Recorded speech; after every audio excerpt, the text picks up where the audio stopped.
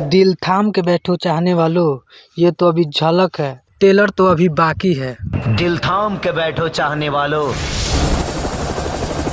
Picture अभी बाकी है। जी हाँ दोस्तों, तो आप लोगों को बता दें कि खेसारी लाल यादव का एक बहुत ही बड़े मूवी का झलक आ चुका है। तो आप लोगों को बता दें कि ये मूवी का झलक बहुत ही धांसू बनाया गया है, जो कि साउथ की मूवी को टक्कर देने वालों में से है। तो दोस्तों आप लोगों को बता दें कि इसमें खेसारी लाल यादव का लुक बहुत ही शानदार बनाया गया है, दिखाया गया है, जो कि आप लोगों को फोटो में दिख रहा होगा। खेसारी लाल यादव का संघर्ष 2 का झलक आ चुका है, जो कि world wide record Bhojpuri YouTube channel पर अपलोड कर दिया गया है। ये मूवी साउथ की मूवी को टक्कर देने वाले में से एक मूवी है।